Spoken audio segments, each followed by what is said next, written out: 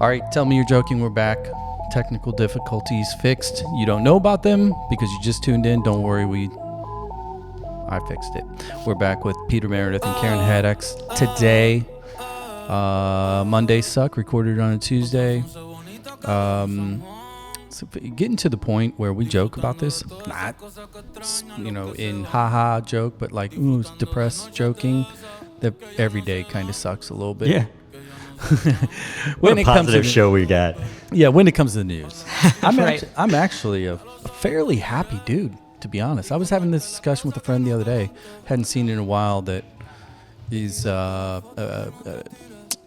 politically interested. He's not politically active. Smart guy, reads the news and everything. And we were talking about how there's a perception whenever you do get engaged that, why are you always angry? Why are you always upset? Right. And through our conversation was like, it's not that. It's actually, I'm motivated by it in a weird way, Like Depends on the day for me, I'll say. Yeah, I agree. And isn't it okay to be upset about some of the things that are happening right now? My question is usually, why aren't you? Right. Right? If somebody's like, why are you so upset about this? Well, why aren't you? Well, and he said something. He's like, the difference is like, he goes, I feel like some of us, yourself included, like it's more about conviction than it is about aggression. And I'm like, that's a good way of putting it. If you do have conviction and passion about it, the people that are calling you a hater usually are on the opposite side of the argument / ideology. That's right. Yeah. So that their self-reflection is to blame me for being angry. Well, it's also ironic because, the same people will say that. I got in a fight publicly once with Newt Gingrich in a hearing. That sounds like a good story. All over you don't hear that often.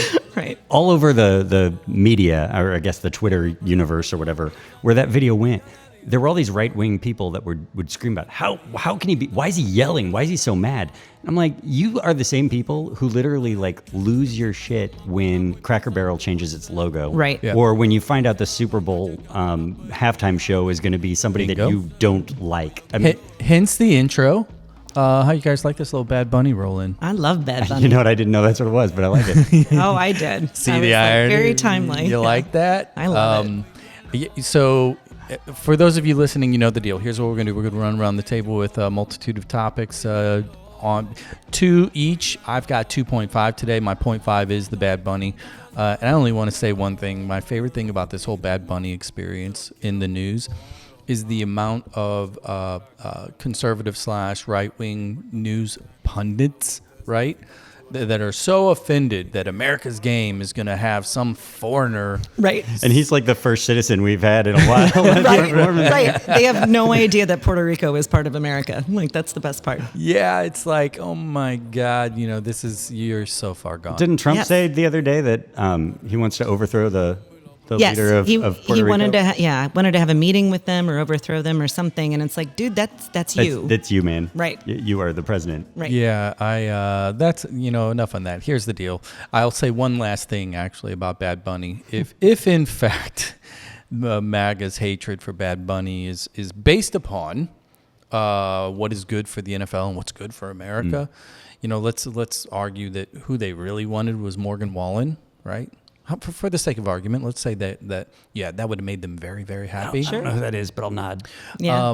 Spotify doesn't lie. Spotify, right? Monthly listeners, Bad Bunny.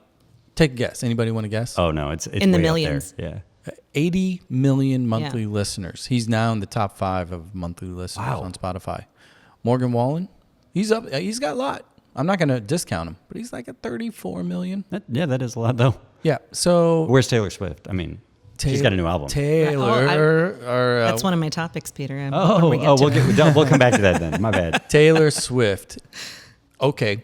If Bad Bunny is basically 80, how many do you think Taylor is? Sure. Over 100. I would say 400 million. 94 million. Oh, not okay. And the previous winner was last year's Super Bowl halftime show. Yeah. Let's see here. Where is he? That was awesome. Took me a while to understand it, but it was awesome. What's that? That Super Bowl show. Oh, he's so good. He's one of my favorites. 98 million. Yeah. So he's number 1. Anyway, that's just wanted to roll in a little Bad Bunny to illustrate how much American citizens don't understand Puerto Rico as, one of ours, and move on from there. Let's get into the news today. Peter, you are the old hat here, which is just means experienced fine. talker. I feel old every day. I got little kids. What is really eating at your crawl that you want to talk about first? I mean, the list, I wouldn't know where to start, but I will say, I think that the thing everybody should be talking about right now and all eyes should be on is what happened in Chicago this week. Yeah. I mean, when you've got military helicopters and flash grenades and tearing apart an apartment building of Americans, by the way, in the middle of the night, pulling families out of their homes onto the streets, zip tying little kids on the street at 1 a.m, naked, some of them, crying, separated from their families. Yeah. And they literally made two groups, one of brown folks and one of black folks, that they put in different places because they were treating them differently, categorizing them that way. And all like where their orders are literally look for any outstanding warrant, any trivial violation that you can arrest them for, and arrest them. And I think they arrested like 37 people, which honestly is low. If you've got a low-income housing population and you're just looking for outstanding warrants for like traffic tickets. Yeah, that number would probably be higher. And all those other people, they had literally no reason to break into their homes, tear apart their apartments, knock down doors. They're not coming back and cleaning up. No. Disrupting their lives. People that are already living with a lot of trauma, I suspect.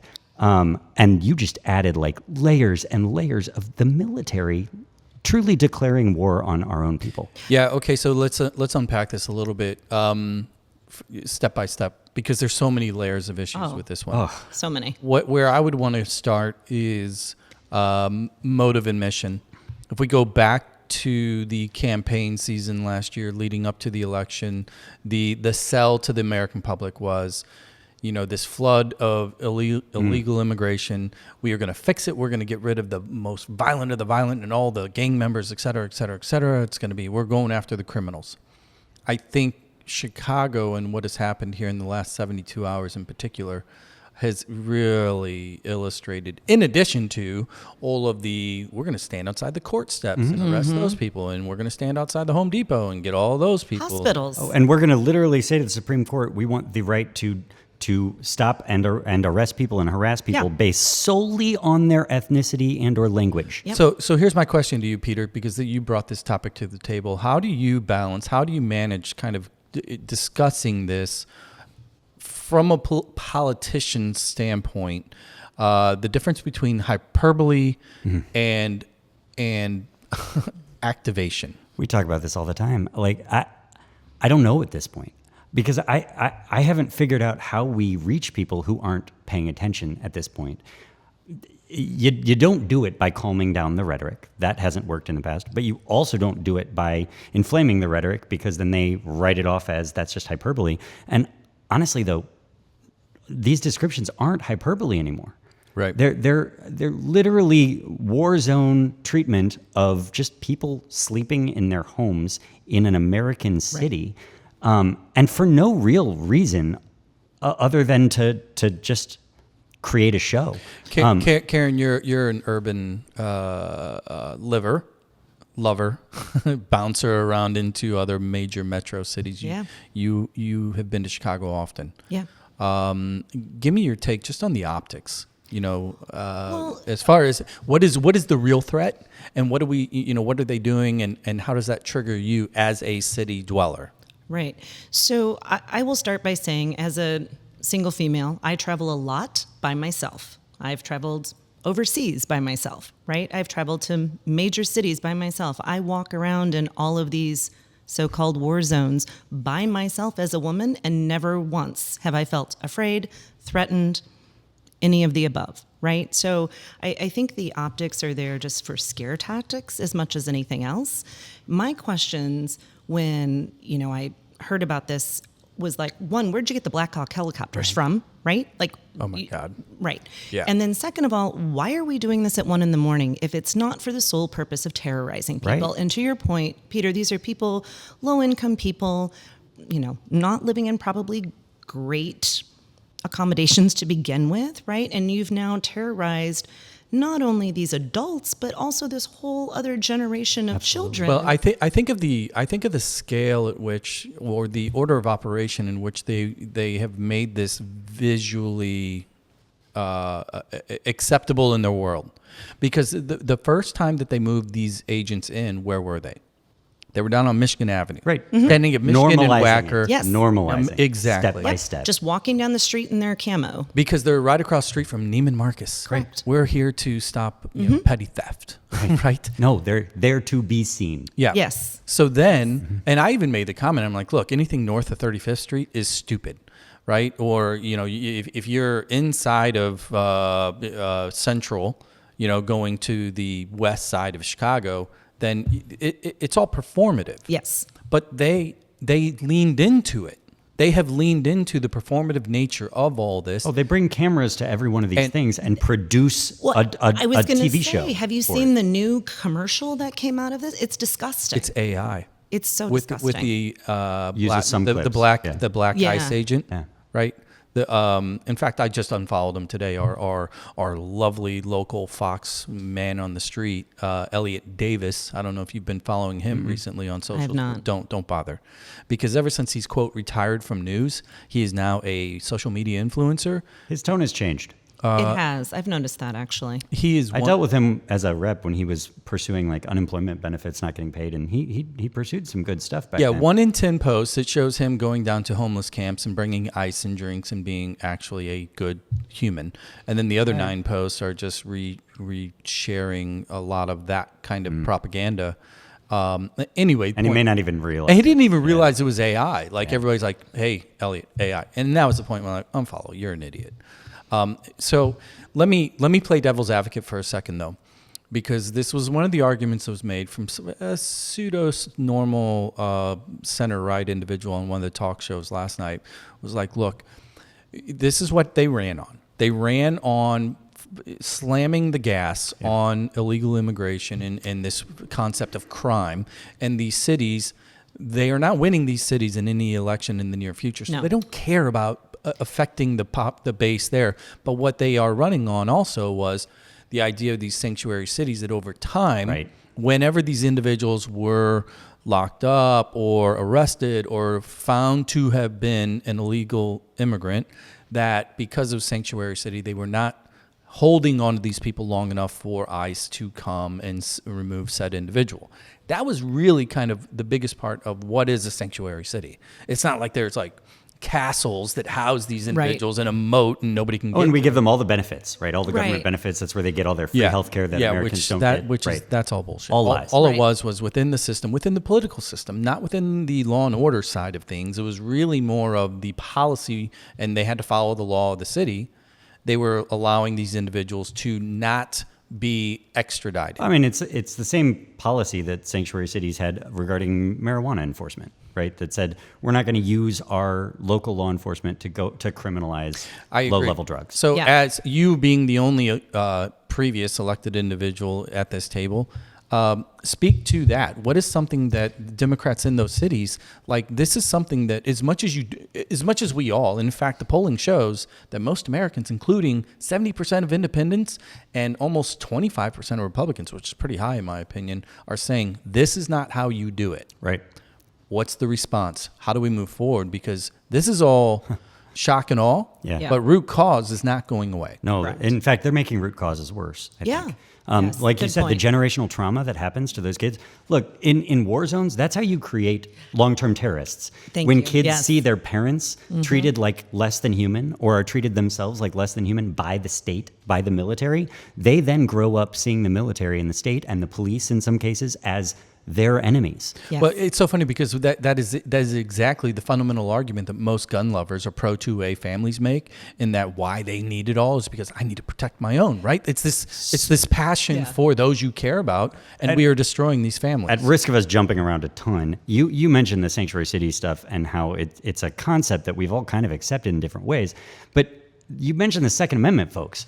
You know what just was ruled on this week again in court? They struck down again Missouri Republicans, what do they call it? The wow, I already forgot I've been out of office that long. MOLEG? Yeah, the MOLEG. But the bill about the Second Amendment, the Second Amendment Protection Act, I think they call it, where it actually tried to criminalize any state and local law enforcement officers if they even helped enforce federal gun laws. Yeah. Because they were so concerned about the federal government overreach on your Second Amendment rights that they said, we're going to fine a police officer $50,000 if the police officer works with a federal agent in going after a gun crime. Now, think about that, though, for a second. Like, these are the same guys that now are doing the exact opposite. And they're saying the blue cities that aren't even penalizing their law enforcement, they're not doing anything that's actually unconstitutional. They're just saying, you can't use our resources for this. That's a great carryover, and I want to ask one more question in regards to this the raid and this idea of law and order. And Caryn,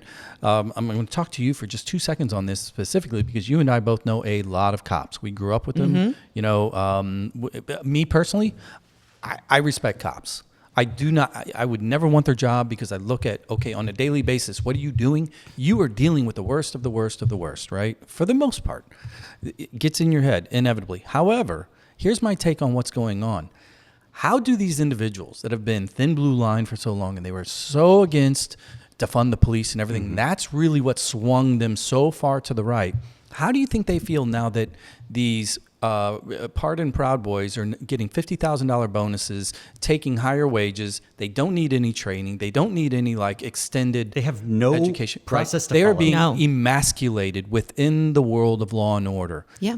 Do you see the potential of these local cops, of these local law enforcement agencies that are basically through this process being pointed at as, you guys suck. Yeah. You have not been able to do your job. That's why we're That's here. why we're here. Can Right. you see, how do you view that? So, no, that brings up an interesting point because I've actually thought about that too. And if kind of to swing us back a little bit to the Chicago incident. Tear gassing. The tear gassing of the Chicago police. And, the mayor's come out and, against And that. lie about standing down. Yeah. And it's just like, at what point are, these law enforcement individuals, whether it's because they're sick of getting bullied around and tear gassed and, treated so disrespectfully, or just to your point, JB, kind of shoved to the side of, oh, we don't need you anymore. Proud Boys are here. But I mean, at some point, I think people are going to really need to come together and stand up. I don't want to start talking revolutionary or anything like that. And that's not what I mean. But, I just don't see a lot of pushback. And I think that's the most terrifying thing to me. We all thought our institutions would stand, and not to go down a big rabbit hole, but we can just paint a broad swath, right? Like, our institutions have been failing right and left. Sure. And I think this is another... Intentionally, though, in a lot of cases. Intentionally in a lot of sabotaged. places. And then I think in some places... I'd be curious to hear your guys' thoughts on it, because I agree. I think there's some intentionality with some of it, but then I think some of these guardrails or the institutions that are supposed to be there are like, well, we just don't want to get involved. And I'm thinking some of the, the law firms, the colleges, the businesses that are just like, oh, here's this money for a settlement. Most of them are still capitalist or and reliant on that's- funds. And that's what I'm getting at. And it's just like, And they don't want to lose their jobs. right. Well, I think this comes, full circle, and then I'd like to move on to the next topic, but I really believe that this is... Peter's like, no. This is where, again, there needs to be a certain amount of elevated self-awareness for all parties involved, including the leadership in these cities that are having to deal with it. Because when you go back in time and you start to look at the rhetoric, you start to look at the application of sanctuary city laws and how you're going to message it and what you're really doing, you fucked up. It's all fucked up at this point, because it's really, really easy. If somebody wanted to be an uber contrarian, superpower politician in this environment, it's easy. You can tear apart virtually any argument, to where you can get a plurality of agreement. And that's a problem, because we don't have, the only thing that the majority of people are agreeing to right now, at least based on polling across the board, this is not the way to do it. Right. So let's move. Wait, time out, though. To this law enforcement question, I don't understand why we haven't started to see yet cities and states with their own law enforcement saying, no, you actually need to arrest these guys. Right. Like, these guys aren't following any law. They're not showing their authority. We have no way of knowing that they are who they say they are. Correct. Yeah, When they start arresting somebody or tackling them on the streets, they should be arrested and prosecuted. throwing Now, them in the back you of a may U-Haul find, van? You may find after the course of that prosecution that they were actually authorized to do what they did.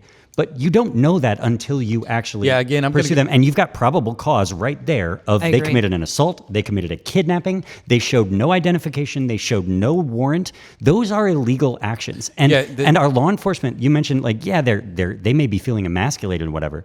They also, generally speaking, do care about law and order. Well, that's my point. Like, if when they're laying in bed at night right now, those that are like super in favor of what is going on right now, call spade a spade. They have racist bones in their body, and they are down with get rid of them all, right?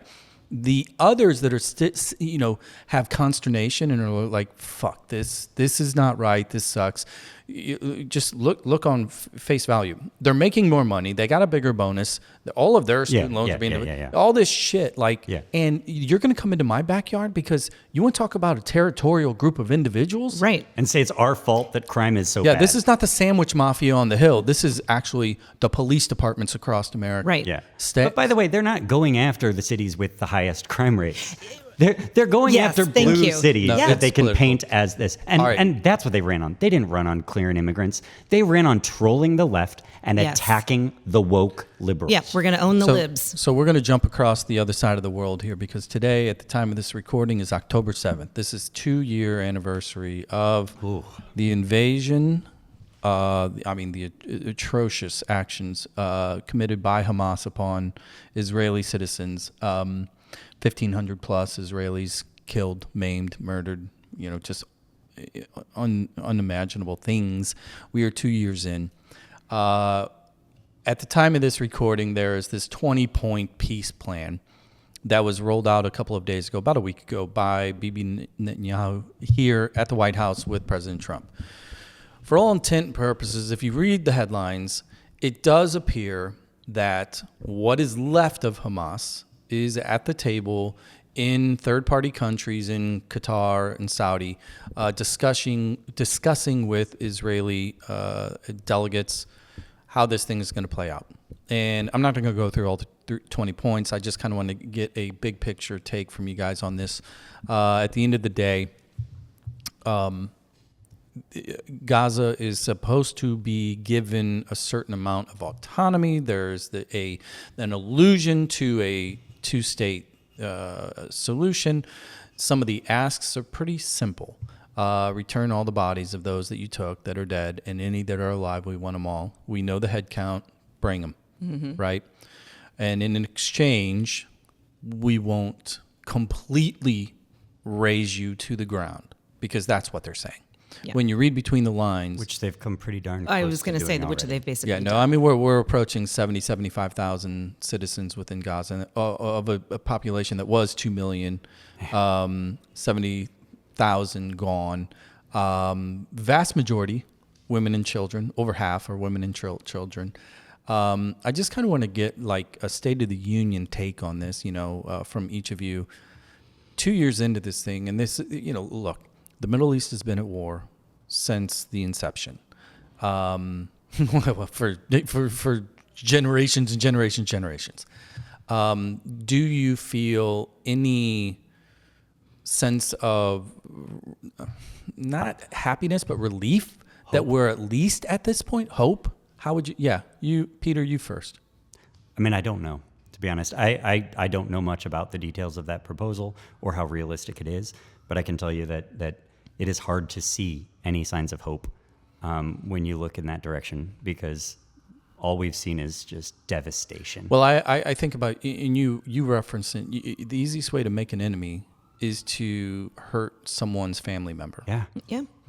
And here we are, a nation that is completely displaced. Yeah. And these individuals that are going to potentially stay there, live there, and move forward, their brain bank and is not going to be normal. Watched it happen. Yeah. Yeah. And I'll say I compare this sometimes in my mind to 9/11 and our response. Right? 9/11 was horrible. It was devastating to our country. I mean, we all watched it on TV live while that it was happening. And our response was not nearly this brutal.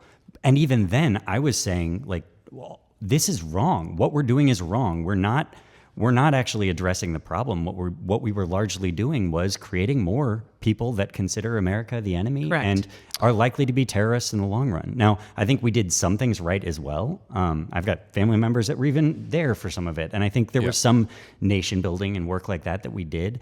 And I don't think we committed a genocide. Soft power. We rolled out Sesame Street in Baghdad. But we still had some targeted bombings that killed civilians, and and I'm not sure we're fully justified. You guys know I like Scott Galloway. The other day I was listening to a pod where he was actually being interviewed, not on one of his, and the interviewer was asking him specifically about his position with this Israeli-Gaza war, etc.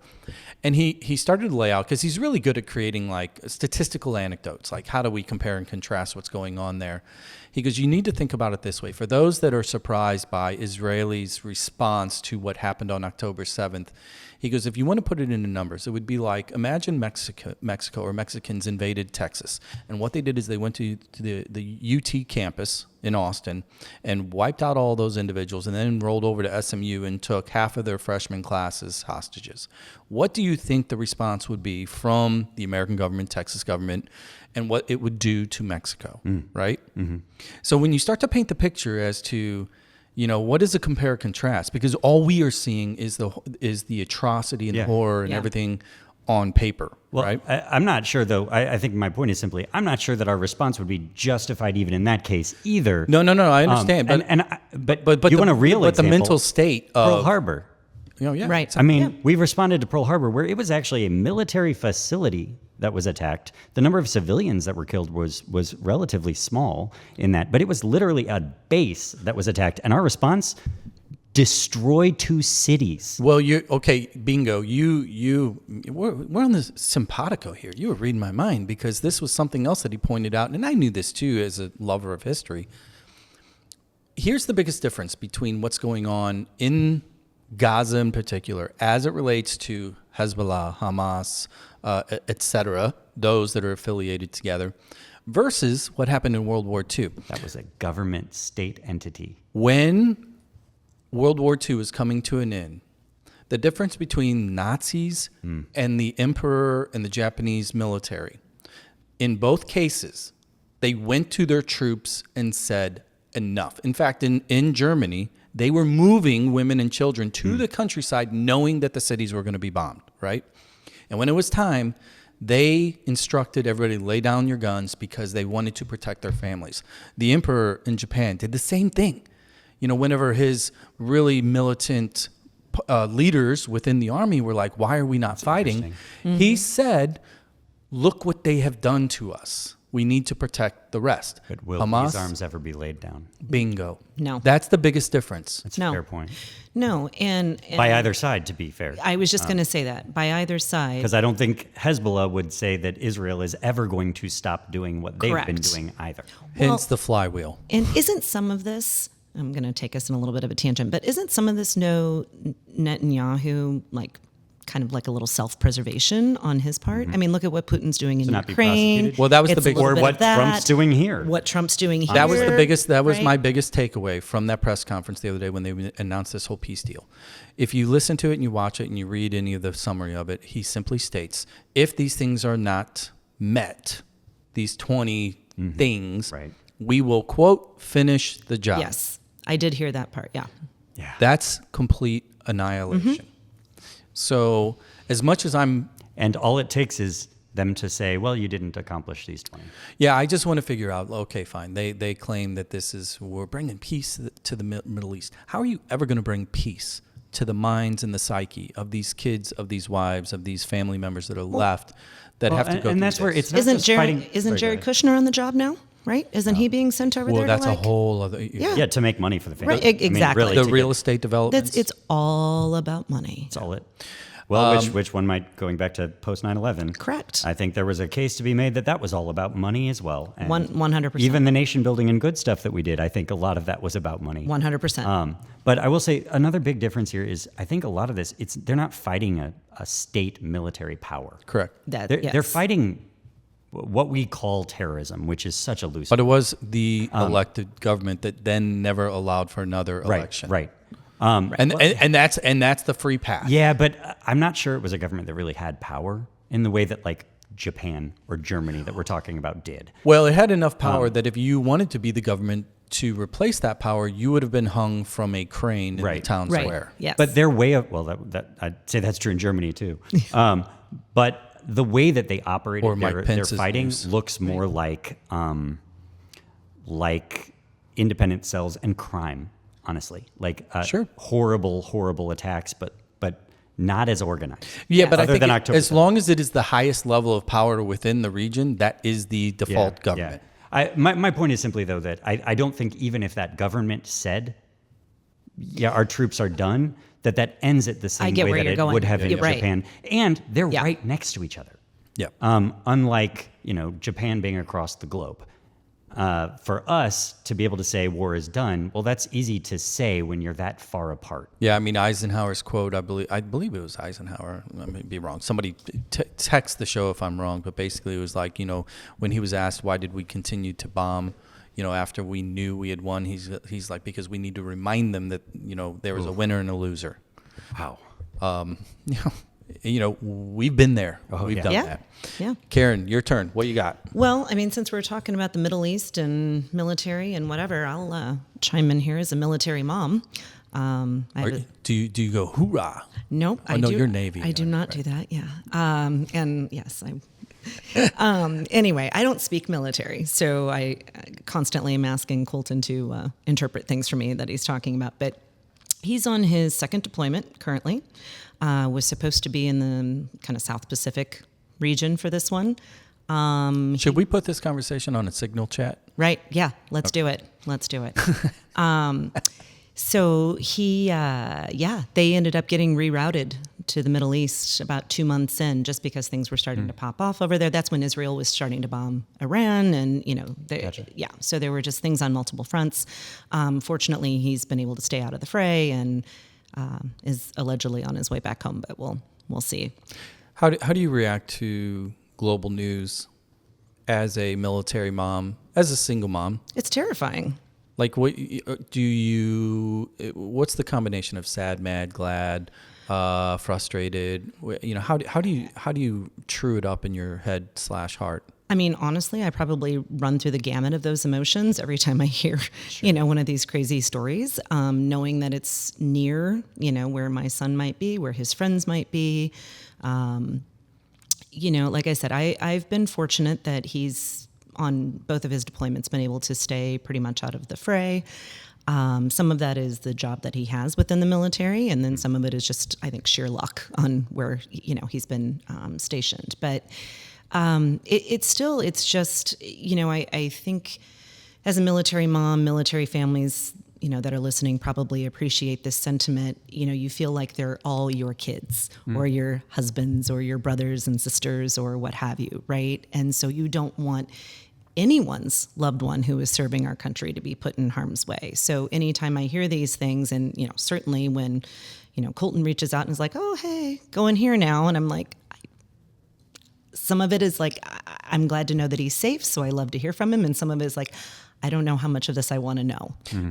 So I know you're a news clip junkie as well. Let's go back to last week whenever our cosplay... Cutter? Oh, no, the generals. Yes. Oh, God. Our benevolent leadership over at the Department of Defense. I am not calling it by the other name. No. Well, it's not. It's Just not. To be clear, it's not it is legally in statute. Yes. Called the Department of Defense. Yes. They can't just declare it. Laws are relative, right? Well, for this administration, or irrelevant. Yeah. when you saw what was going on, that they were being all flown into Virginia from every corner of the world. The top leadership, over I think it was close to 250 individuals that are top generals, admirals, etc. As a military mom, And then you see this wannabe, what was the movie, MacArthur, right? They tried to replicate that with the flag behind. And I know you do not like this administration, but No. how did you, because you want to be prideful. You're a military mom, right? They're all your kids. Yes. And here are the keepers of your kids sitting in a room being lectured about being pudgy and having a beard. Well, okay. First of all, they're being lectured by a part-time Fox News host who had to swear that he was going to stay sober in order to get appointed to the role. I mean, he set up a makeup studio in the Department of Defense or in the Pentagon. I'm like, come on, how serious can we really take this guy, first of all?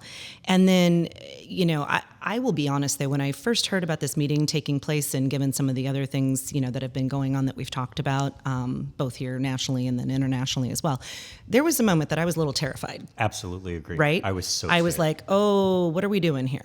But then, there was a part of me that it's like, no, these guys don't respect this, Isn't that and they're not going to fall for it. That gave me a little bit of hope. Right, a Isn't little that bit of hope. kind of the irony that we all thought the same thing? Yeah. Because the overlap of current events that were occurring globally as it pertained to military actions, kinetic action, was Russia in particular incurring drones and jets into NATO airspace, Yes. right? That's all happening. Yep. We knew that there were battleships, destroyers, and everything moving around, south of Scandinavia, et cetera. And then all of a sudden, there's this big, huge, important meeting that all Leaving of their these post. leaders are leaving their Yes. posts. I Coming mean, I feared the oath of loyalty. Yes, kind of. that's Here's what I thought. feared. Like, I'm laying in bed, and I'm like, okay, nuke button, boom. Yeah. Why did they pull them all out? Because we're actually getting everybody out of the way because we're going to torch this thing. Lots of these scenarios. Yeah. And then it turns out that it was actually exactly what it was going to be. If I had taken the time to say, hold on, how smart are these guys? Right. What's important to them? It was performative. Well, and who's smarter,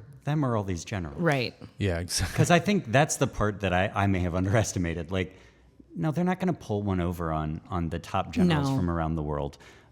Who have all the intel. Because Right. who feeds the intel? Right. Right. And that gave me a little bit of hope that Yes. they didn't get what they wanted out of it either. They didn't get the show that they wanted with the generals. The fact that they had to show up and beg for applause and, Oh you my can God. clap for me. And it's like, no, they're not going to Can clap you for you. imagine these generals sitting there for the 70-minute diatribe No. of rambling by this idiot No. president? Which while one? they know Yeah, right. Both of the them. president, because it was worse. I mean, I would say the first one, Higgs's, was maybe more hateful and egregious in some ways, but Trump's was just like insane. He's talking about the stairs and going downstairs for 2 minutes, and these generals are sitting there thinking, I could be doing important things Yes. right now back at my Yes. post, and instead Yes. I'm sitting here listening to this maniac, and he's my boss. Right. What? Yeah, and I'm supposed to have respect for this man as What? our quote commander in chief, who the 5-time Did you draft watch it all? dodger, and I couldn't watch it all. However, I will say that Colin Jost did a very nice job of imitating Pete Hegseth on Saturday I Night didn't Live see recently. that. Yeah, Oh, go boy. check it out; it's pretty good. I'll have to. I love Yeah.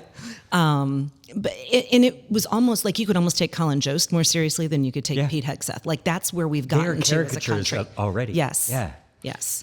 So last question, and then we're going to take a quick break along the same lines as a Navy mom. Sorry for the Marine reference earlier. It's okay. The other day was the 250th anniversary of the Navy. Mm-hmm. Our benevolent leader, number 47, was there to speak to the midshipmen and the rest. Was over an hour late. They all had to stand there in silence waiting. Mm-hmm. And then there was his, quote, thank you speech to them. Did you catch any of that? I did. I watched a little bit of it.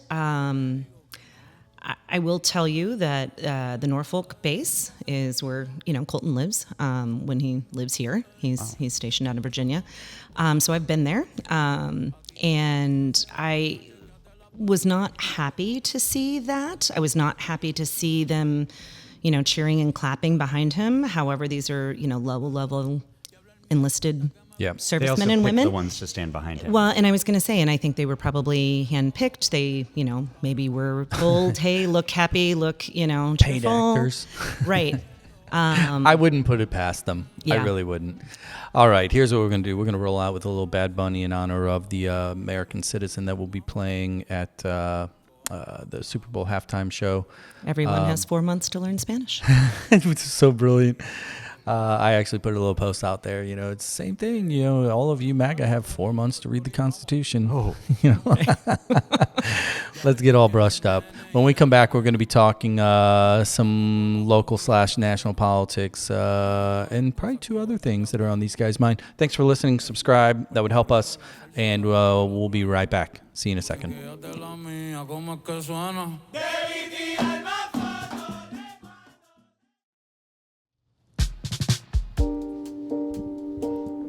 Okay, we're back. Rolling in with another one of those MAGA favorites. New release from Tay Tay.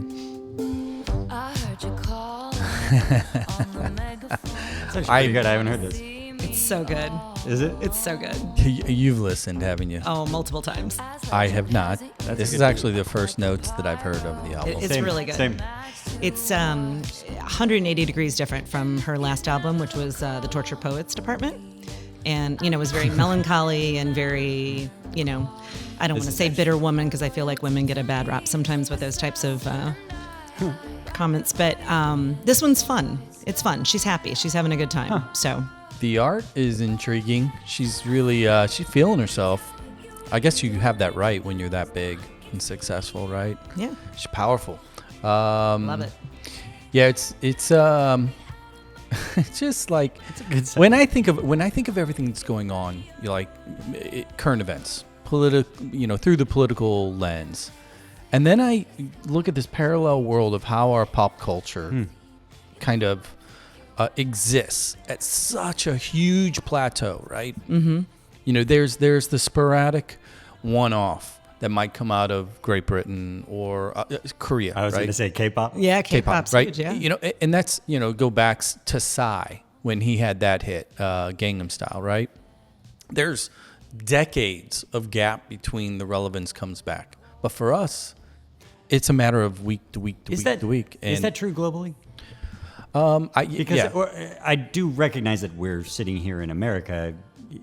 I'm not sure that is as true elsewhere. I mean, if we lived in... No, I think if you take it pound for pound, and I'll tell you guys... If we lived in India, it might be Indian pop, you know. And well, I'll tell you a funny, anecdotal, true life story, my own experience. This would have been spring break of roughly 95, 96 over in Europe. No. 97. Kim and I were traveling around. We had 30, 40 days or whatever of just, you know, the walkabout. We're in Paris. We're staying in a hostel/hotel, and there's a bar in there, and it's a little techno. You know, think of the time frame. You got Oasis out globally. U2 was still massive at the time, and we were in there, and there was a table of 12 of us roughly. Australians. There was a couple of kids from the Eastern Bloc. There was a couple British kids, and then there was a couple French kids that were at the table. And the French kids started like trying to make fun of us, like, "Oh, you stupid Americans!" Kind of the typical, right, cliche arguments. And they started talking about culture. And they were like, "You have no culture. You've got short history and all this shit." And I fucking popped off. I'm like, "Listen here, you bitch. You're wearing Levi's. We're listening to Will Smith. And you got Mission Impossible on your movie screens over here. You are more fucking American than I am right now." So to your point, when you think about, like, are we really globally?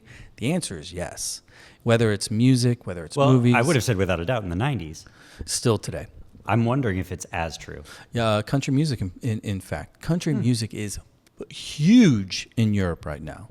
Like it's that's interesting. blowing up. And it's just this thing because we package it better. That is our IP. Why? I think it's one of those things that we were maybe first to market on valuing it at the level that we did. I'm sure that's true, yeah. You know, and then you take into consideration like Walt Disney and kind of that animation world that, you know, Cinderella is Cinderella, You know, in every time zone. I would argue it is our strength in diversity and being a melting pot of folks from around the world. You know, I this came up to me a lot lately. There have been people ever since that article by Eric Schmidt that I think you saw, or the speech that he gave, that was all about how, like, the thing that makes America great is our white European history and all these great men that came here and did X, Y, and Z. And I've gotten into some arguments with people that are like, this is why they oppose immigration. And they don't even want, like, better legal immigration. They want less immigrants. They want a wider population because they're saying that's preserving our culture. And I'm saying, wait a minute, what is it that makes our culture as dominant globally as you're talking about? Well, you look at our music especially. Yep. It's because we have all these different cultures blending together, learning things from each other and creating new art that is even better than what came before it. It's bringing in the best of all these different directions instead of being locked into one ethnic culture. Well, and along those lines, you know, Rolling Stones and the Beatles in particular, right? When you ask any of them, and it's in thousands and thousands of books, what was your inspiration when it came to rock and roll and music in general? And what do they say? Black American roots music. Yes. All day long. Yep. So we digress. For so much of our music, that's true too. I mean, Peter, number 2, what you got today? Because I'm sure you got plenty. I don't even remember. There's so much. What else? Cutter? Well, Cutter I was curious about in that last conversation.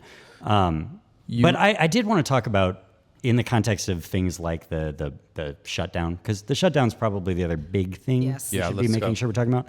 But within that, something that jumps out at me, and I know a lot of people have pointed out, is that Trump's using this excuse to put Vought in charge of cutting everything he can. You mean the guy in the platform that they all Project said 2025, that Trump knew nothing about, and now he's proudly saying, famous for 2025, Project 2025. I'm having this guy go and specifically target anything that he considers helping a blue state or a blue city, right? Literally taking funds from Americans, not because he has to, because he wants to, and it's something he was already doing. But he's also going and proudly saying this is an unprecedented opportunity to kick people off their health care and take away benefits from people, right? He's actively saying this. Meanwhile, one of the things that he is continuing to fund is $20 billion to bail out his authoritarian buddy in Argentina. Who just lost the majority control. Again, a wonk news article. There was elections in Argentina in which the populist left side won elections, and he now no longer has the mandate. Well, he's trying to keep him in power with $20 billion. Correct. And meanwhile, and we're also continuing to spend billions of dollars to Israel. Both of those countries, notably, have universal health care also. And here we are in a shutdown, cutting all these benefits. We still refuse to pay for universal health care like every other major modern country in the world. And he's proudly kicking more people off of their health care. Yeah, so let's go back to the $20 billion, because if you follow it and what was the underlying... Let's talk about the farm stuff. Yeah, exactly. The farmers, $20 billion of American taxpayer money goes to Argentina to help their failing economic ideas from the right. They then use that money to supplement and subsidize their own farmers who are in deals and contracts selling soybeans to China with no tariff restrictions. While China's mostly refusing to buy our soybeans because of the trade war that went with from Trump. $12 billion last year They've bought to zero. I think that they may be up to 100 or 200 million for the whole year, but they were at over like $1.5 billion by this point. Yeah, I mean, if we're mathematically under 2%, call it zero. So shutdown. Let's talk about shutdown. You brought it up. Let me just kind of go for the super rudimentary side of this thing. Whose fault is it? And is it really fault? Is it strategy? Is it a failure? Where do you sit so far, Peter? What are we? We're day 6. This is Republicans control every lever of government. They've gotten rid of the filibuster in order to push through loyalist judges and other appointees without Democrat involvement. They are actively kicking Democrats out of every position in agencies, in government, and giving them zero voice or power. And yet they're going to somehow claim that this shutdown is the fault of Democrats. I'm going to play Republican for a second here. Here's their argument. Well, the Senate requires 60 votes, Peter, and without Democrats voting... They also required it for those appointments. They don't anymore because they just decided we do what we want. If Democrats, but Peter, 13 in a row, the Democrats have signed, and they are the ones that have said nobody should ever shut down the government. Look, historically, Democrats have had the view of they're going to cave ultimately before Republicans are, because we value what government does. Correct. Right? Like, and that's real. Like, we don't want that to stop. We don't want these people to be furloughed or lose their jobs. We want these services to be ongoing and continuing. The problem is, what we've seen with this administration is they don't even care about the budget. They'll cut those things whether they like whether we fund it or not. So Democrats come to the table, say, fine, we'll fund it because we know this essential service needs to happen. And then a week later, Trump will say, well, Yes. I'm going to defund that anyway. That's the problem. So what's the point? How do you negotiate with that? Caryn, for you, power. Democrats since the election have basically been rudderless, leaderless. When you look at this shutdown and how it was constructed in the Senate, primarily by Schumer, but there's plenty of people that are on board, Hakeem Jeffries included. Take a second and talk about maybe your own interpretation or opinion as to the power that the Democratic Party is wielding in this process via the shutdown in support of or in defense of primarily healthcare subsidies through the ACA. Yeah. So, I mean, I think right now, I mean, I totally agree with Peter. This is a Republican problem, right? And you mentioned something earlier that I want to kind of call back to. It's like, is this intentional or is this a strategy? I kind of lean towards it's a Republican strategy a little bit, right? Because then you're just consolidating more power with the executive. You know, we talked about briefly that he's running around, you know, axing all these projects now through Now Ross he just Vaughn has or an whoever. excuse to blame Democrats for him doing it. And, you know, but then you also have, we can come back to this rabbit hole, the Epstein files. You know, that's part of the reason I think that they, you know, initiated this shutdown. The excuse for the House to not be there and appoint the letter exactly. and sign the the last 218th signatory. Right. So all of that to say, I think Democrats don't really hold a lot of true power right now, right? We just don't. They're really poor on messaging. They're really poor on coming forward. But what they are able to do now and what they have been, you know, for the last 6 days successful at doing is saying, we're drawing a line in the sand here because this is something we can do.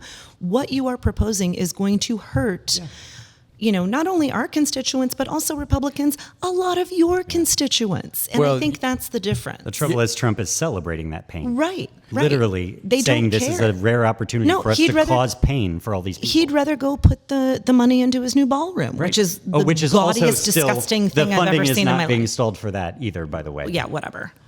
So, okay, so let's take this a step further, though, because at some point the government will reopen. Somebody will have blinked. Let's game this out a little bit. Let's assume that because there were 3 Democrats that did sign on to the CR in the Senate. They only need 3, I think 3 more. My math is probably off on that, but it doesn't matter because the heat is going to ratchet up, and there is going to be a debate that's going to continually occur regarding whose fault is this, right? Let's say. What do you guys think will happen first? Will the Democrats in the Senate that are like have suspect seats, will they cave first? Or will Trump roll out this miraculous, I'm saving you guys on ACA and cut, you know, he said it yesterday. Well, if there's a deal to be had, I'll cut it. Because at the end of the day, Republican strategists still see the polls we all see. Right. On the economy, he's sinking. Yes. Not only sinking, he's probably standing on the bottom and the tub is filling higher. I don't think he cares. I don't think he cares either. They don't care. But the polls don't lie. Because and if they I'm can not a make poll it that You know there's why no they don't election, care? I was just going to say they don't want to have any more elections. Right. So that's why they don't care. That's where all this is heading. Who towards. blinks first, though, Peter? I don't know or care. Look, the reality is, like, How do you really feel about it? no, I mean, Democrats might, because that's what Democrats do. Yes. Because, like I said, they value things happening. They are looking for a way to help people, right? And so some of them may finally decide, look, people are getting too hurt by this. We move forward. The problem is, like, they don't have the ability to negotiate about it. Right? I'm on your side. They're making a demand, even if Trump looked like he was negotiating actually, or if Republicans were still there in D.C. to do any negotiating. You know, that says a lot, by the way, that they're all gone. And they're all like, gone. We just do whatever he says, so you only negotiate with him. And they go to negotiate with him. They offer a demand. He makes zero counter, just says nope. And by the way, he puts in front of them hats to troll them about the fact that he doesn't care about the Constitution and intends to remain president in 2028. Yeah. Like, whether that's trolling or not, he's literally just, nah, I'm not negotiating in good faith. I'm just going to blame this on you so that I can go ahead and make further cuts that are now your fault Or instead even of mine. if you do agree to something, because I just saw something He's earlier gonna this cut it morning anyway. that Susan Collins is allegedly coming for, Susan Collins, because we can all trust her, right?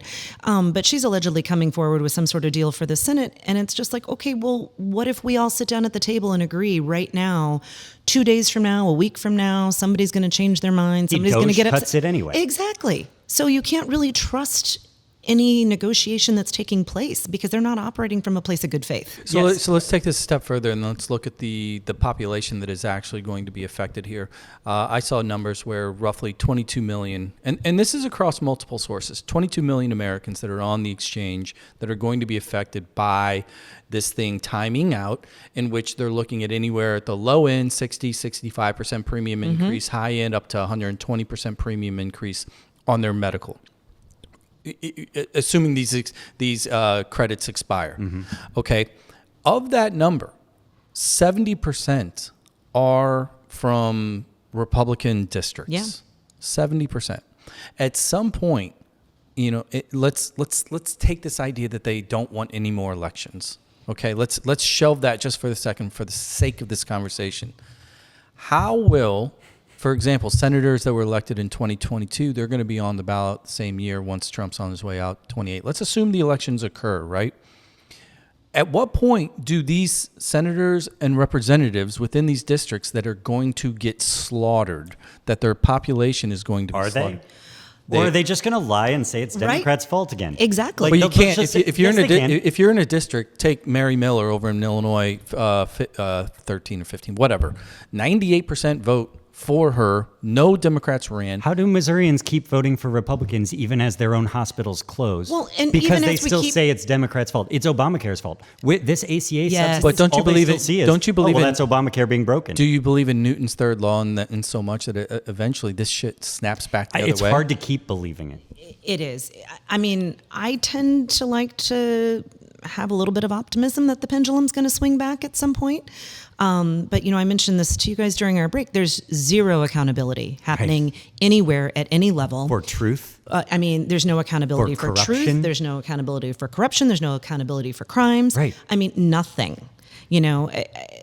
This is where, the pendulum swings back, yes, in a normal environment. In a normal where environment, law right. and truth matter. So you're And we saying have- they cut the string on the balls on Newton's cradle? I saw this tweet the other day. I'm going to read this but if you sit down to play a game of chess and your opponent punches you in the face, you're not going to prevail by getting better at chess. Here's the reality. Correct. We're talking about I agree with a that. game of politics in which there is media accountability for lying, in which, you can't stand up and say an abject falsehood with impunity. Yeah. We had a promise of no tax cuts, and that tanked a president once, a Republican president, because they decided he lied. Right.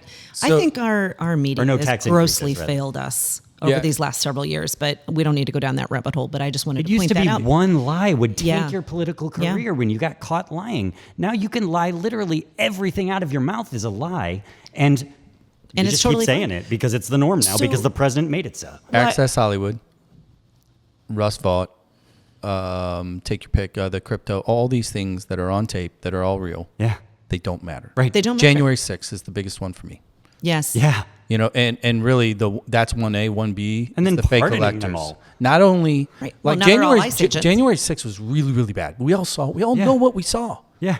The fake electors is the thing that everybody just kind of skimmed over. Yeah. That Everybody skims over everything because there's so much. So here's my final take, that's and the then whole I'm going to move. point, right? Here's my last take, and then I'm going to move us right into our backyard. If you and lie really one get time, you you guys get fired caught. up. If you lie 1,000 times, Nobody cares. it's It hard to becomes know. normal. It's Yeah. normal. They're fine with it. Here's my position on the shutdown. I hope Democrats go on vacation. Yeah. Draw a fucking Like line Republicans in the sand. have done? Just draw a line in the sand, because here's the deal. If I'm messaging this thing, look, we have to make a choice. I agree. Either 22 Yes. million Americans families are going to be fucked, which will trickle down to the kids, or 500,000 federal employees lose their jobs. I vote for the 22 million families. Yeah. That's where I would go with this for thing. me, and I it's would not just about the healthcare, though. For me, that is chess. that Yeah. doesn't exist anymore. Right Exactly. now, we're facing authoritarians. Right Yeah. now, you can't negotiate with terrorists. So- right? Like, if they aren't negotiating in good faith, you are not going to be complicit in what they're doing. That's my thing. I think they have to just keep the line drawn in the sand. They just and want stay Dems to put. vote for I this agree. so they can blame Dems for all things. Guess what? It's October. They've been in charge of all of the branches of government for how many months now? They Yeah. haven't even tried to pass a regular budget. No. This isn't a budget we're talking about. Are It's groceries a CR. cheaper? Nope. No. But my point is, like, if this were about passing a budget, they would actually be working on a budget. This is like just a continuing resolution so they can continue to give a blank check to a president who doesn't care about the law or the budget. Correct. Yep. Okay. Totally agree. Next topic. I'm gonna jump in here, and then Caryn, you're gonna round us out at the end. But I want to talk about our own backyard. And I want to talk about the team on the left and some of the chaos that is, again, figuring out who the leadership is, et cetera. And there's a lot of races that are coming down the pipe, right here in our backyard.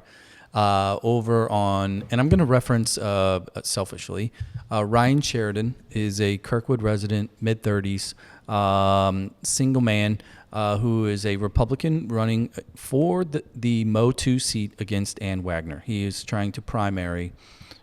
He calls her Wall Street Wagner. Really interesting conversation. Go check it out. It's on the same podcast here.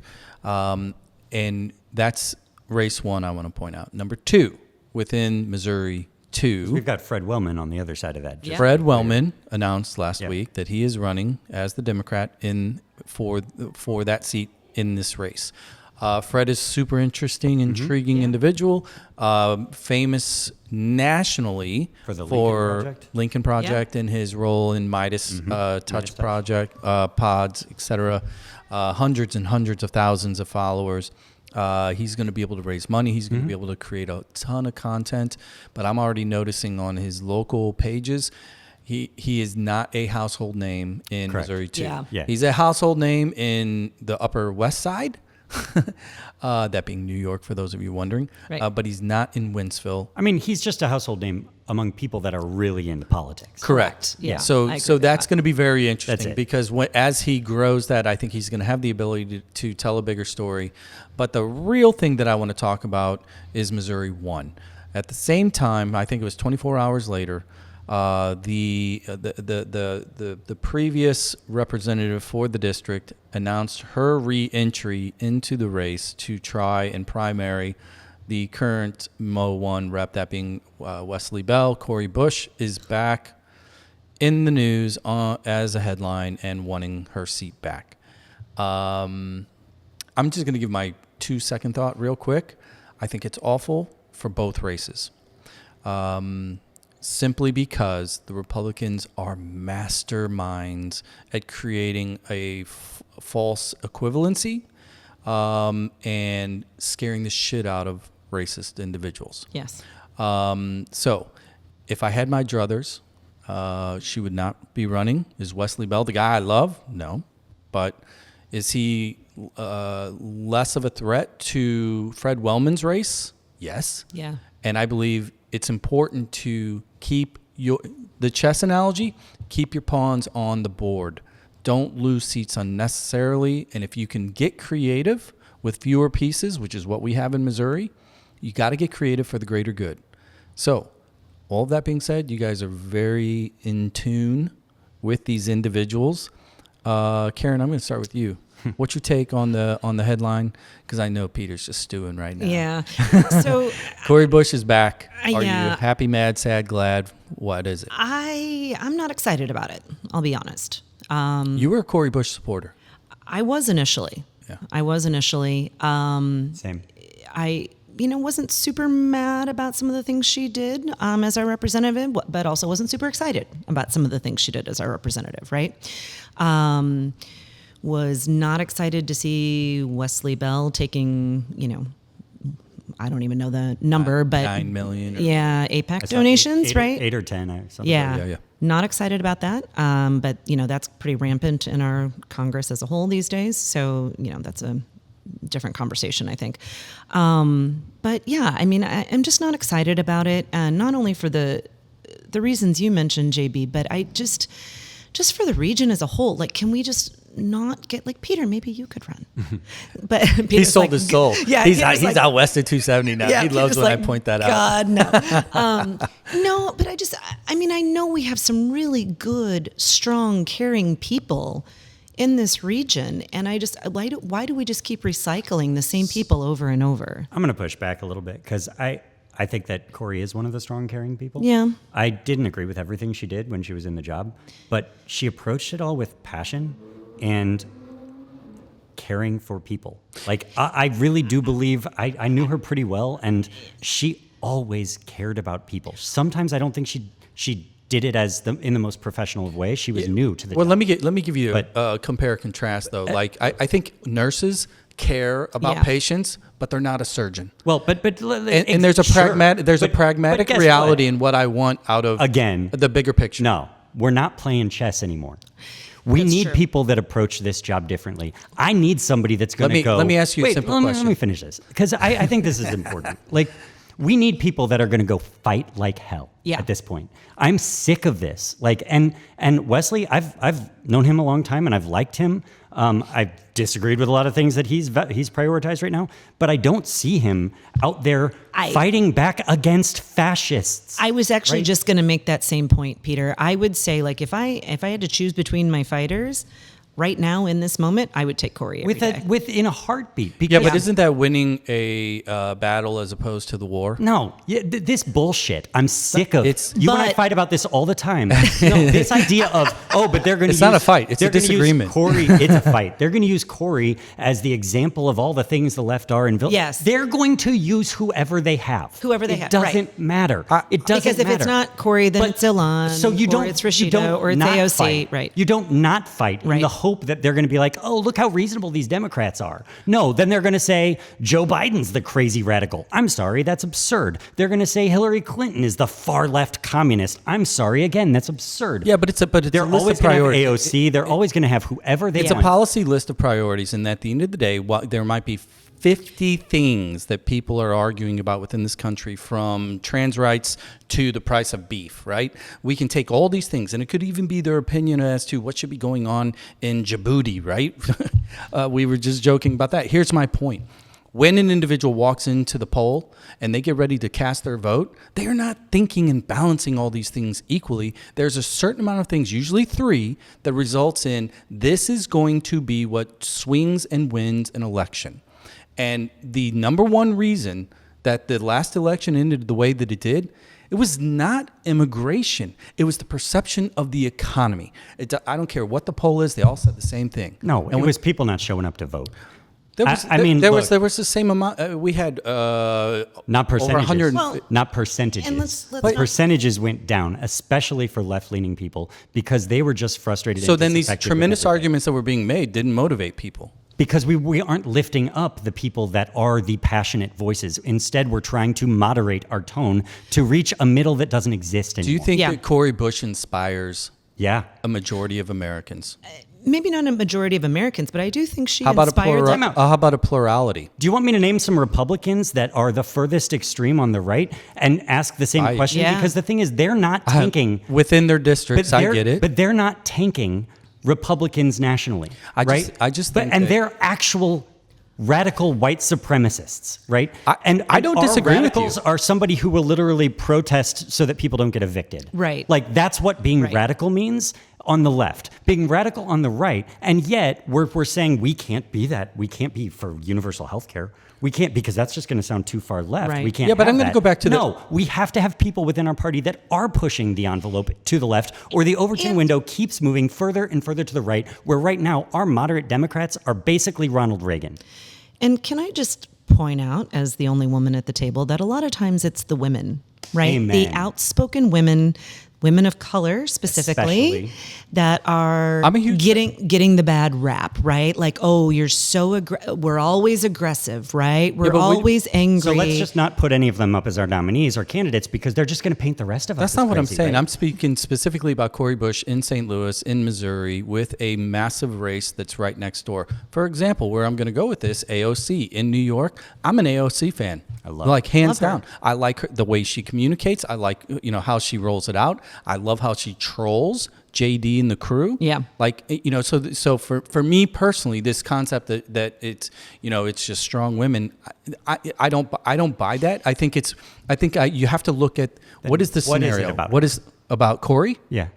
It's St. Louis, Missouri. No, what is it about Cori that makes her uniquely toxic to you, to the political environment? I think it's effectiveness. I think it's focus. I tend to look at policy and politicians through the lens of tiering my priorities. And I think the number one issue in St. Louis, root cause, is the economy does not work for everybody. Do you think and Wesley I do not Bell think is better representing us for effectiveness on the economy? I'm not talking about Wesley Bell. That's what the race is. I didn't get to vote in the race. So I'm a Missouri 2 resident. It's literally what we're talking about right now. I understand that. You brought it up. It's your topic. No, I want to talk about Cori. You asked me about Cori, and reading her platform, watching her communicate, her skill sets were, in your words, good at pushing back, fighting the good fight for a group. And a nurse that loves people. Look, again. Man, I'll take I don't nurses want, that love people running our country over what we right have now? right now. I don't. Yeah. Look, but here's the deal: if my number one priority is a macroeconomic view of the region, because I believe the root cause as to why we have so much crime is because we have poverty. So therefore, how do you eliminate poverty? I don't By think evicting people from their houses. get them jobs, get them more money, Agreed. get them. Sure. So that's my focus. Her focus But was jobs that also pay living wages. Right. I don't disagree Someone with that'll that. fight for 15. Yeah. One of her biggest claims to fame was being a part of that fight. And a loud, active voice in all of that. I mean, to me, that is what we need to grow our economy from the bottom up. We need people who are loud and passionate about the people at the bottom. and I'm going to make this clear. I think that fighting for those that are at the other end of the wage gap, this K-shaped economy that we always joke about, right? Which is just a wash you version of saying you're poor versus not poors, right? If I look at, how are we ever going to get enough people in a position of power, specifically within the U.S. government, right? The House of Representatives. If we want to win the House back, it's not, if you get Cori, but Ann stays, right? Because Fred I'm sorry. If Fred doesn't win, it's not going to be because Cori ran. I'm sorry. I don't think so either. That's not what I'm saying. If you don't think that there's no correlation between the two, because let me ask you this, Channel 5 News, right, where all these candidates are going to dump their money into a bunch of boomers, they're the only ones watching it. Is there a delineating line between those viewers living in Missouri 2 and Missouri 1?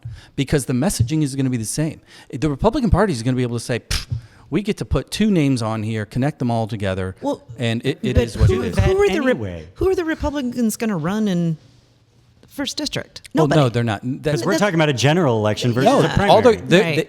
The Republicans, I guarantee, mark my words, there will be donations made by the Red Team Party to get Cori across the line in the primary. Yes, and that's the same people that on the Democratic side thought we need Trump to win. So that it helps us. No, it helped them. Trump being their nominee. When Trump first ran in 2016, so many Democratic consultants were like, so stupid. Let's lift him up because he'll make them look crazy and it'll help us. No, it energized their base and they clobbered us. Our base wasn't energized because we were just lifting up a moderate message that people were like, what do you stand for? So let's go back to your argument on turnout, right? If that's the issue, that we're not motivating and mobilizing. We didn't even hit 50% turnout in the St. Louis city. Oh, well, it was even lower because if we look at the primary. That's what I'm saying. If we look at the primary, if she was so motivating, why do you think there wasn't mobilization? Primary turnout actually wasn't terrible.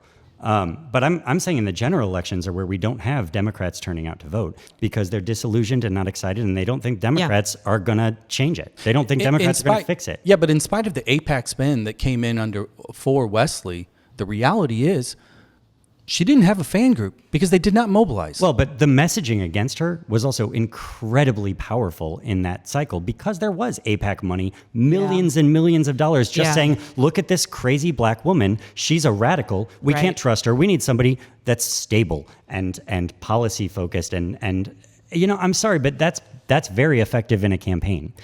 And don't you think, and Peter, maybe this is directed to you, but JB, curious what you think too. Don't you think for her second time around, maybe she's had like some lessons learned and she knows how to present I think it's possible. her arguments and policies a little better. And We'll her see. stances. I mean, she may still get out. TBD. She may Yeah. still get outgunned by that kind of messaging. She may still get painted like that and not win the nomination, honestly. I think that's perfectly possible. But I think that at the time, people were going, well, I supported her, but I'm not thrilled with some of the things she's done. Let's try someone else. I think there were a lot of Yes. the people in the middle of the progressive, moderate world of St. Louis City that floated a little bit, who might float right back to her. Who might They're float like, back. actually, I would take passion and fire and fighting back at this point, even if there are things that I don't think she was perfect at. Yeah, I think if you look at the number of elections that have occurred since then, the special elections in particular, look at some of the trends on who is popping up as potential, quote, leadership within the party. It is not going further and further left. It's becoming this weird populist, down and a little left. Take a guy like Graham Plattner in Maine. Oyster farmer, ex-vet, tatted up and super deep voice, and he's talking populist language. At the same time, you've got Mamdani in New York, which is just scaring the shit out of everybody. And it's like, look, man, it's like Trump in 2016 when he won the primary. It's because he just simply didn't have a last name that was Bush or Clinton or Obama. He was an outsider and he was a reality TV star. I was just going to say, but he was sold as something that he very clearly is not. Oh, correct. Right? A populist. So and here's Which thing? Successful businessman. Yeah. Honest. Here's Right. the thing, too. No, nobody sold us that. I just want to win. And so when I look at these things, and that when we weren't fighting about this, we were debating about I'll fight this. with you all day. I simply made it about the soccer analogy, right? We all love the beautiful game. We like it to be creative. We like to be forward. We like to be fun. We like to be aggressive. We want to see goals, goals, goals, goals, goals. But my favorite, my passion, my team, Chelsea, their greatest stretch ever was about 6 or 7 years in which they were famous for what, Caryn? Parking the bus. Play boring, wait, counter punch, score, win every game 1-0. Oh, by the way, you get to lift the trophy at the end of the season, which means you won. I think that was Kamala's strategy, honestly. No. And I don't think it worked for us. Well, she owned gold when she went on The View and said, I wouldn't do anything different. Right. Like, Yeah. that's an own goal. That's the definition of boring. Right. No, that's the Status definition of an own goal. Status quo. Can I say, though, too, I think, we talked a little bit early on about Democrats. Well, they have a lot of problems, but problem with leadership, problem with messaging, right? Like we can't get a consistent message. I think part of that is because our tent is so big that we have a lot of different views and a lot of passionate people. And a lot of really vulnerable people who their views are about existential threats to their own group. And Correct. So if they see someone on their team not reflecting that same concern for them, they feel like they're not on their team. Yeah, so I do think we get clobbered, right, with the messaging. I also think that Democrats have to get out of their own way. Like we just have this like bright line purity test, and we just talked about it a little bit with, in terms of Cori. Yep. With every candidate that we put up, they're not perfect about this. Yep. I don't like that. I don't like Kamala's laugh, so I can't vote for her. I don't like that she's a black woman. It doesn't matter that she's incredibly intelligent and a lifelong public servant and has all these brilliant ideas, right, for how to make everyone's life better. I just, she laughs weird, so, can't do that. I just can't vote for her because Right. I don't trust her. I don't like her. Yeah. And then, you sit and you're like, oh, well, I don't like what's happening with this either. And, to circle back to the farmers, it's I'm a 3-time Trump voter, but, I think we're in the weeds a little bit, Yeah. and Oh, we are. justifiably so. That's what this show is really about. But again, I'm going to go back to the election last fall.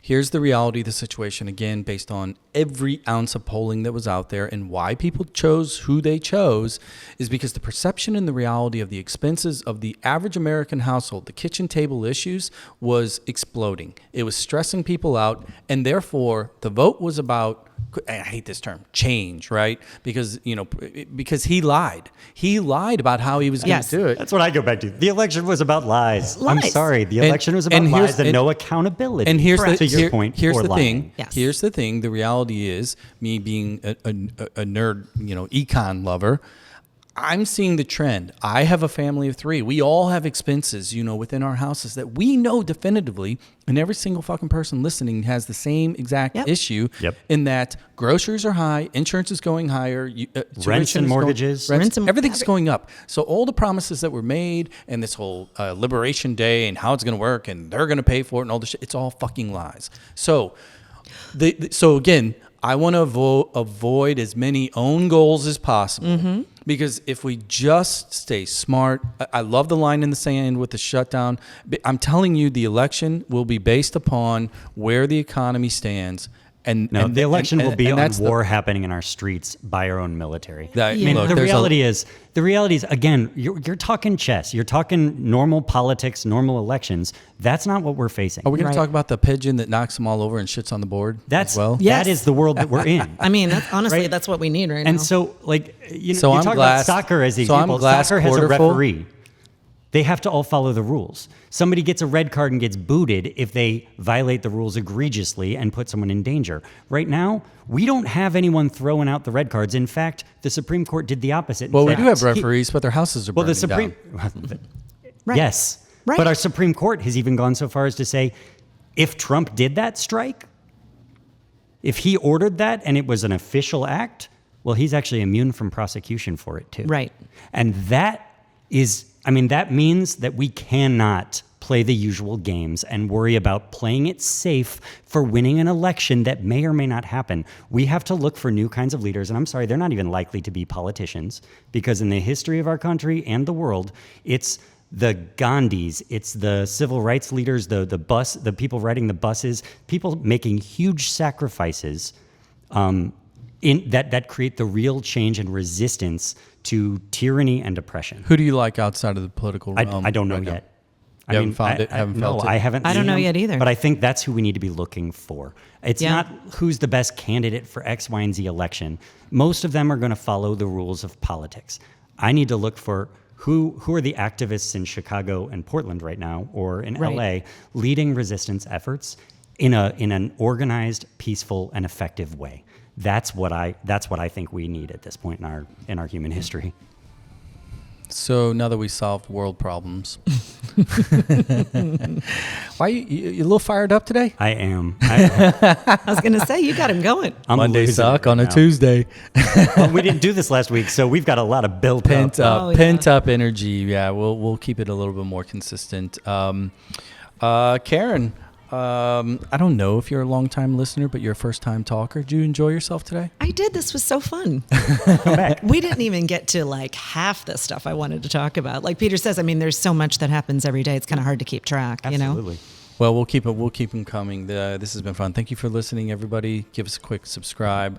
Shoot us messages of what we got right, wrong, and what you'd like to hear next time if you've got opinions. If not, you can just, send it to a friend. See if they've got opinions. Peter Merideth, as always, well done. Pleasure. Appreciate your time. Caryn, Gunners, you want to give a little shout out real quick? Yeah, my Arsenal sits at the top of the board for 2 weeks for the international break. Yeah, Thank you, Chelsea. You do know it's October, right? Speaking of Chelsea. Yeah. Shh. Let's talk come May. It's fine. Right. Just let me enjoy my moment. There you go. You got a moment. Just go park that bus and keep losing. No, baby. No, Chelsea did us a solid this weekend. Yeah, they beat Liverpool. There are certain lines you can cross. That's one you cannot cross. All right, we're out of here. Tell me you're joking. Appreciate your time. Gonna roll out with a little Tay Tay. Go check her out. She irritates a lot of individuals. Not me. I don't care anymore. You guys? It's fun. Yeah. We're out. See you next time.